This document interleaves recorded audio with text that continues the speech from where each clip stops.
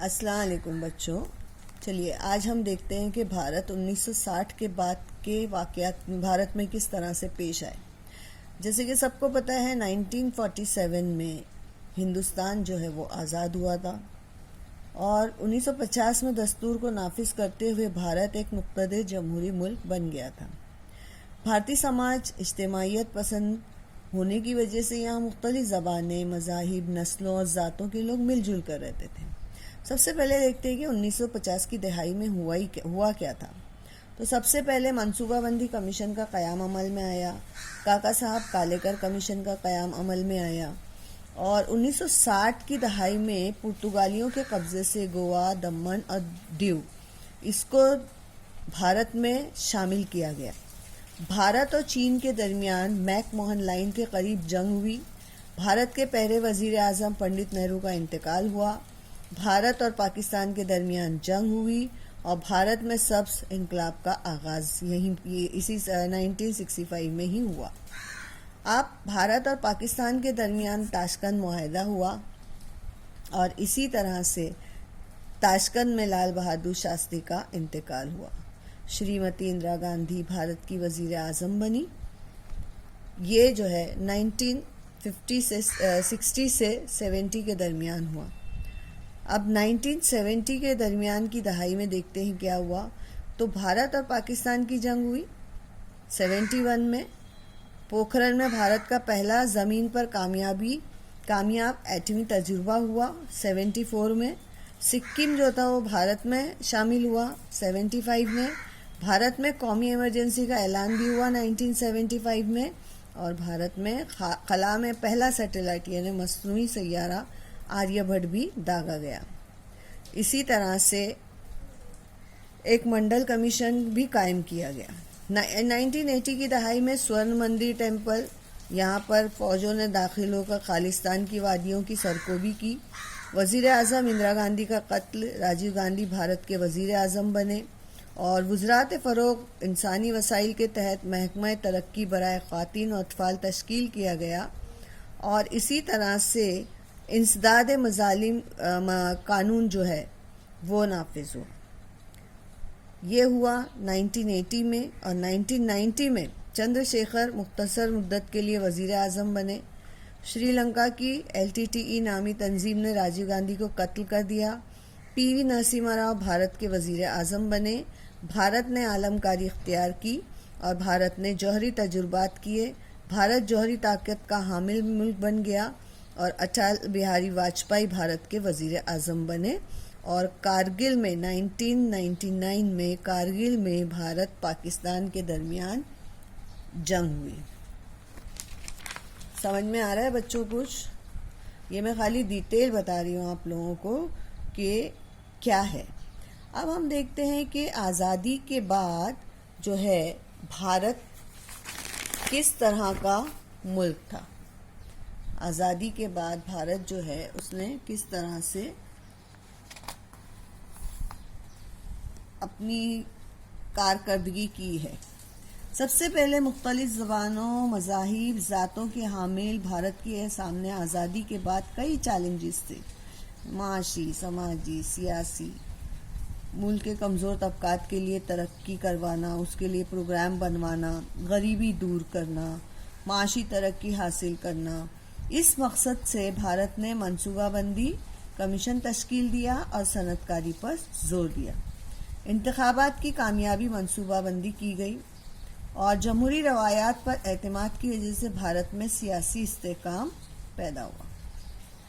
اب ہم نے یہ تو دیکھ لیے کہ پنڈت نہرو جو تو 1964 سے 1947 تک کے جو ہے بہت سارے گوا، دمن، دیو یہ اس میں آ گئے. بھارت اور چین کی جنگ ہوئی. یعنی کہ یہ جو ساری چیزیں تھی یہ ساری چیزیں چل رہی تھی. اس کے بعد ہم دیکھتے ہیں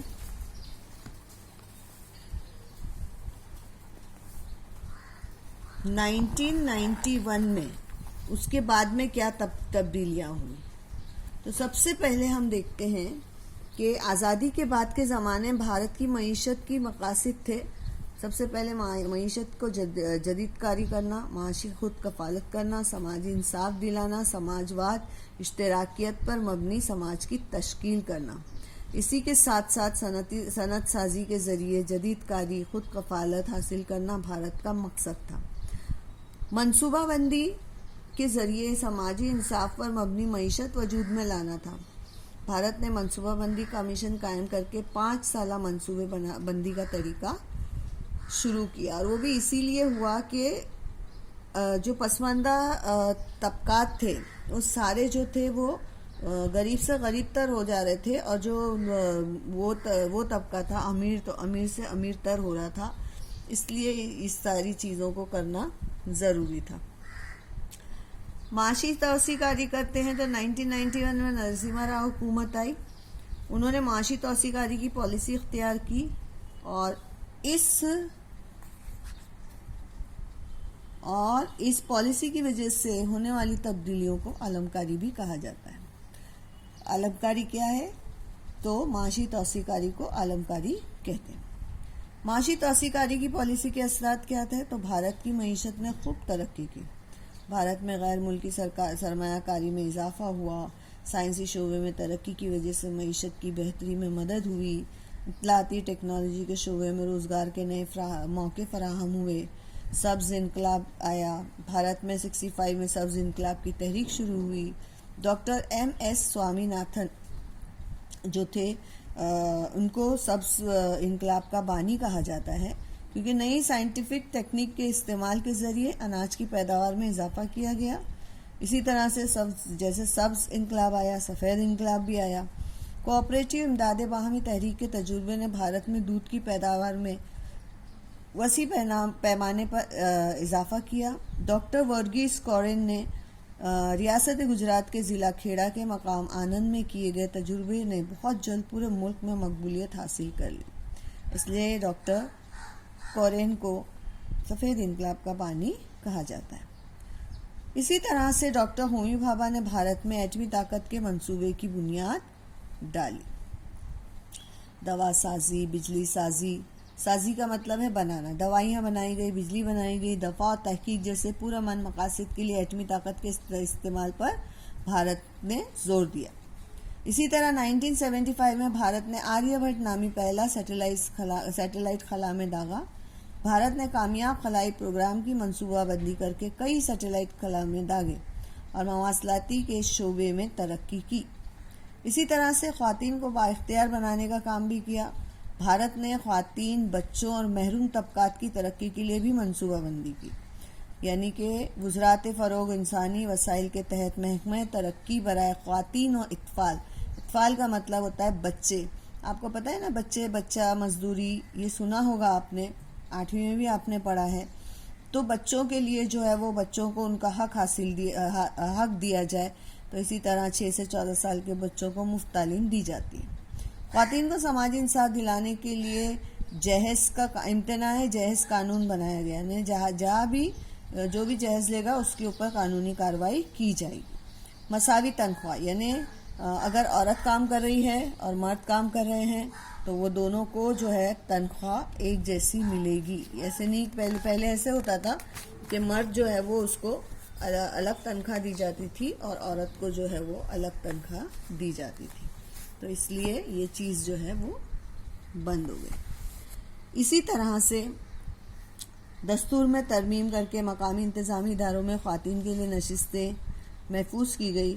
آپ نے دیکھا ہوگا کہ ابھی جو الیکشن وغیرہ ہوتے ہیں اس میں بھی عورتوں کے لیے نشستیں محفوظ کی گئی ہیں۔ اسی طرح سے پسماندہ طبقات کے مفادات کا بھی خیال رکھا گیا ہے۔ سماج کے پسماندہ طبقات کے لیے مسائل کو حل کرنے کے لیے کاکا صاحب کالے کا کمیشن بنایا گیا۔ پھر اسی طرح سے دیگر پسماندہ طبقات کے مسائل پر غور و خوض کرنے کے لیے 1978 میں بی پی منڈل قائم کیا گیا۔ مختلف خدمات اور اداروں میں ریزرویشن کی پالیسی اختیار کی گئی۔ اسی طرح سے آزادی کے بعد بھارت نے مختلف شعبوں میں ترقی کر کے عالمی سطح پر ایک اہم ملک کی حیثیت اختیار کر لی۔ بھارت نے G20 ब्रिक्स जैसी बैनुल अक़वामी तंजीमों का अहम रुकन बन गया। ब्राज़ील, रूस, भारत, चीन, जनूबी अफ्रीका और ब्रिक्स के अरकान ममालिक हैं। और यहाँ पर जो है आलमकारी जो है, इसकी वजह से मईशत, सियासत, साइंस और टेक्नोलॉजी, समाज, सकाफ़त जैसे तमाम शोबे हयात में कई तब्दीलियाँ रौनुमा हुई। मोबाइल, इंटरनेट, सैटेलाइट पर मबनी मवासलाती खदमात मुल्क भर में फैली हुई। अब आपने देखा है हर एक के हाथ में क्या होता है, मोबाइल होता है। हम भी आपको इसी के ज़रिए पढ़ा रहे हैं। भारत ने दुनिया भर को ये भी बता दिया कि सियासी शोबे में एक मुस्तहकम जमहूरियत की किस तरह कामयाबी से काम करती है। इसी का नतीजा है कि भारत के अवाम और ख़ुसूसन नौजवानों के तर्ज़ हयात में नुमायाँ तब्दीलियाँ वाक़ई हुई है। और तब ये तब्दीलियाँ उनकी ज़बान, ग़िज़ा से मुताल्लिक़ आदात, लिबास और फ़हम से हुई है। इसलिए फ़हम का मतलब होता है दिमाग, यानी उनके ख़यालात जो है वो ज़रा से अच्छे हो गए। उम्मीद है बच्चों आपको समझ में आया होगा लेसन। आइंदा सबक में हम भारत को दरपेश चंद दाखिली मसाइल का मुताला करेंगे। उससे पहले मैं आप लोगों को एक वो दे रही हूँ क्वेश्चन आंसर्स। और देखिए मैंने लेसन भी आप लोगों को भेज दिया है कि आपको सवाल जवाब लिखने ढूंढने में कोई प्रॉब्लम ना हो। मिलते हैं अगले लेसन में।